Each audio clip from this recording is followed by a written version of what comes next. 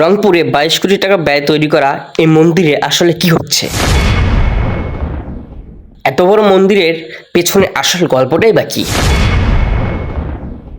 আসসালামু আলাইকুম, আমি সঞ্জিত চৌধুরী। প্রথমেই দুঃখিত জানাচ্ছি যে আমি কোনো একটি সমস্যার কারণে একদিন সোশ্যাল মিডিয়া থেকে অফ ছিলাম। তো চলুন ভিডিওটি শুরু করা যাক। তো আজকে আমাদের গন্তব্যস্থান হাঁসবাড়িতে। শুরুতে আমরা পলাশবাড়ি থেকে কমলপুর নামক স্থানে যাই এবং এখান থেকে হাঁসবাড়ি রোড দিয়ে সোজা চলে যাই হাঁসবাড়িতে।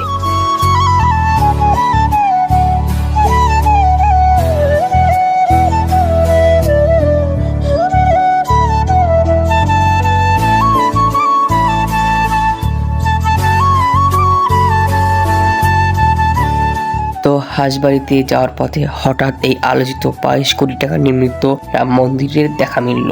বর্তমানে সোশ্যাল মিডিয়াতে প্রচুর আলোচনা চলছে এই মন্দিরটি নিয়ে। আমি যেহেতু একজন পলাশবাড়ির স্থানীয় হওয়া সত্ত্বেও আমরা কিন্তু এখানকার কোনো খবর জানি না। তো আমরা সম্প্রতি জানতে পারি বড় ধর্মীয় স্থাপনা এবং মূর্তি নিয়ে অনেক আলোচনা চলছে। আবার এখানে নাকি বড় কৃষ্ণ মন্দির স্থাপন করা হয়েছে এবং এখানে বিভিন্ন অনুষ্ঠানও হয়ে থাকে। অনুষ্ঠানে ভারতীয় হাই কমিশনের অবস্থিতিও দেখা যায়। তো আপনাদের কাছে আমার প্রশ্ন, এই বিষয়টি আপনারা কেমন চোখে দেখতেছেন? তো আমরা এখন আমাদের মেইন উদ্দেশ্যে বেরিয়ে পড়ি। চলে আসি হাঁসবাড়ি বাজারে। আর এখানে দেখা যায় এক পাশে আর্জেন্টিনার পতাকা আর এক পাশে ব্রাজিল আমাদের পতাকা। তো আপনারা কে কোন দল সাপোর্ট করেন কমেন্ট বক্সে জানিয়ে যাবেন।